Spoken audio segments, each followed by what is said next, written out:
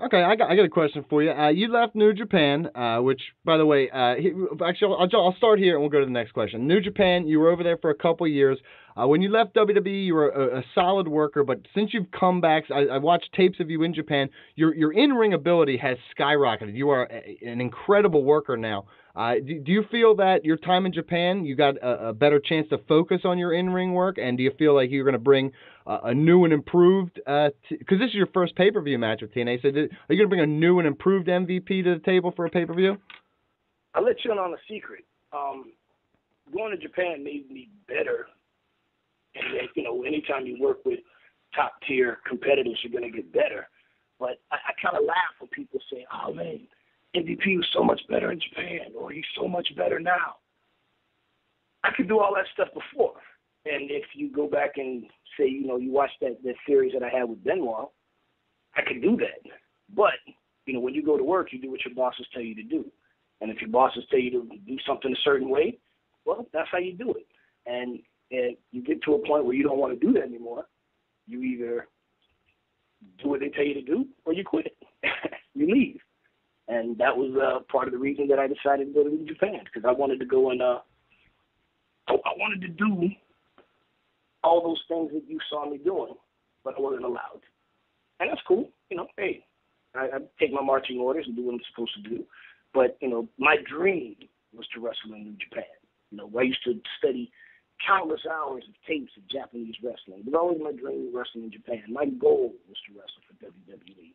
And one of the biggest compliments that I ever received was sitting in the locker room when Shinsuke Nakamura, who's one of the best in the world, bar none, hands down, when he told me, MVP-san, all boys think your style, very Japanese, your timing, all Japanese, good pro style.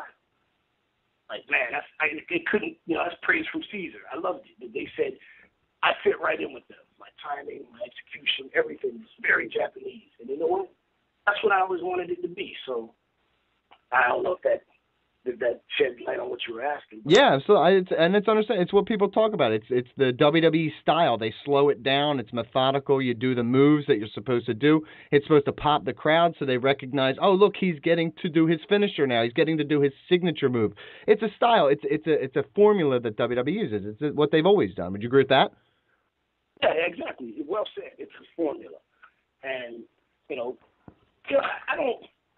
I don't have anything bad to say about WWE. People always ask me, oh, man, do you? And I'm like, oh, man, Vince McMahon gave me an opportunity to become an international celebrity and make more money than I ever thought I'd make in a lifetime. And then on top of that, when I wanted to leave, he didn't have to release me from my contract when I asked for a release. And he gave it to me. And he said, hey, the door's open for you to come back when you're ready on good terms. And I'll always be grateful for that. So, WWE, yeah, they do have a formula, and that formula has proven very successful over the last few decades. So it's kind of hard to argue with. But, I love the fact that in Japan, you might have 3-4 quote-unquote finishes. And, it's just a completely different style. And then there is no formula in Japan. And that's kind of what I like about it. There is no formula. When you step into the ring and you have a match with a guy that doesn't really speak English, well, now you find out what kind of a worker you really are. Guys talk about work rate. Okay, that's cool. You're going to sit there and talk over your match, for an hour and lay everything out. But when you're trying to have a match with a guy that you can't talk to for an hour, well, brother, let's find out where your skills lie. Okay, and listen, after you left New Japan, you made the jump to TNA now, and we see the success you're having already. Before you decided that, TNA was where your future was, did you have any preliminary discussions with the WWE about going there? And what ended up making you decide TNA was the place you wanted to hang your head? Yeah, I had a couple conversations with WWE. Me and Triple H sat down. We had a few conversations. But, at the end of the day, that WWE schedule is 250-plus days a year. And, after spending 2 years in Japan where I'd go there for a month and I'd be off for a month, record for a few weeks, and then have a few weeks off, that was something that I didn't necessarily want to get back into that demanding schedule. And I like the fact that, the deal that I have with TNA is for a limited amount of dates. I can do anything else I want to do. Okay, well, ultimately, man, the deal was I just like the fact that, they were supportive of me being able to do other things. I got this TV deal with Lionsgate for my own show that hopefully, we'll be, like I said, we'll be pitching it next week. I'll be out in L.A. going to the networks, pitching my show, and they're real supportive of that. WWE, they're a lot more controlling. They want to control, most of the aspects of what you do. And, again, I love them, and I appreciate everything they gave to me. At this point, I just wanted to, I want to change lanes. I want to change gears. I needed just something, a fresh start, a new chapter. Mike Chiari, last question? Yeah, MVP, just going back to you got to work with just a ton of fantastic wrestlers that American fans may not know much about. And with TNA's talent exchange going on with Wrestle One, who's one guy that you maybe worked with in Japan that you'd like to see wrestle in the United States on a full-time basis, a guy you think the fans might really relate to and get behind? Like I said, man, my favorite wrestlers have always been Japanese, for the most part. And I could rattle off a dozen names of guys that are just so amazingly talented. But most of those guys are under a contract to New Japan Pro Wrestling. I know Wrestle One. I'm not familiar with Muda's company, Wrestle One. I'm not familiar with all of the talent on the roster. But I know one of the guys, Sonata, and he just beat Austin Aries for the X Division title.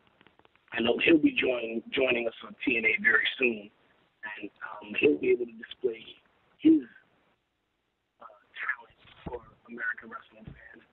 But in the past, TNA, and one of the things I want to make a point about TNA is that there are different people in charge now. So the philosophy of what's going on behind the scenes is very different from what it was a year or 2 years ago. And in the past, you had guys like Tanahashi at TNA. And Tanahashi is, without question, the first ballot Hall of Famer of Japanese wrestling, multi-time IWGP heavyweight champion. Some people go so far as to call him the John Cena of New Japan in terms of his popularity and value to the company. And he was at TNA, and they did nothing with him. Okada, who is the heir to the throne, he's the current IWGP heavyweight champion. Phenomenal talent. One of the greatest matches I've ever seen was Okada versus Tanahashi.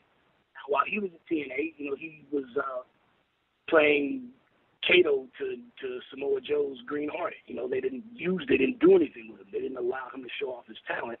And, this guy's headlining the Tokyo Dome and one of the biggest stars in Japan right now. So those are two guys that I would love to be able to get back over if we could do some sort of a talent exchange and use them in the capacity that they should be used. I mentioned Shinsuke Nakamura. I think he was a guy that would get over tremendously with American fans. He's an awesome talent, and he's one of those guys that you can't see through his stuff, and he's good. And he speaks some English, too. So those are just three names off the top of my head of guys from New Japan that I would love to see over here and used in a big capacity. Okay, well, MVP, we thank you for coming on. Why don't you tell everybody where they can find you on Twitter, where they can find you on the internet, where they can buy your merchandise, all that stuff. All right, well, you can follow me on Twitter at the305MVP, THE305MVP. My website is MVP305.com. And my biggest concern for those people that are listening is tune in to Impact on Thursday nights. Watch Impact. Sunday, Lockdown pay-per-view, March 9th. You can contact your local cable and satellite provider for access to that. It's every match is in a cage. You got Samoa Joe facing Magnus for the World Heavyweight title. My team versus Dixie's team, led by Bobby Roode, for control of wrestling operations in TNA. The Knockouts title is on the line. EC3 taking on Kurt Angle. It's a stacked card from top to bottom, and every match is taking place inside of the cage. That's where it's at. And I want to touch on this because somebody asked me about this earlier today about a potential quote-unquote Thursday night war with NXT taking place the same night as Impact. And my response to that is, man, if you love wrestling, watch both. And I get a lot of trash on Twitter from fanboys that TNA sucks, TNA's awful. Well, at one point perhaps it was, But now I can tell you unequivocally, I know for a fact that it's not. And if anybody's been watching for the last few weeks, they can tell you, and the general consensus is that the product has been better. And if you're a wrestling fan, I don't understand the point in rooting against a company, because the more places there are to work, the better it is for the boys and for the fans. So watch one on the computer and watch the other one on the TV, DVR one, what have you. But watch wrestling. Watch all wrestling. Watch Ring of Honor. Go support your local indies. If you love wrestling, screw a brand. Get into the product. Love it, support it, and that's all I need. Competition always breeds the best kind of wrestling. It's been that way. It's always been that way, and we miss that nowadays. That's why we're rooting for you. We're rooting for TNA to thrive and to give WWE a ride for their money. So MVP, we appreciate your time. Appreciate you coming on the show. We really do, man. Well, I just want to say one more thing, dude. Everybody has to remember the most prosperous times in the history of pro wrestling was the Monday Night Wars. There were over 12 million people a week tuning in to watch wrestling. And now there's less than half that. So, those fans, they're still out there. Where'd they go? And like you said, competition is good for the business. It's good because everybody has to work harder.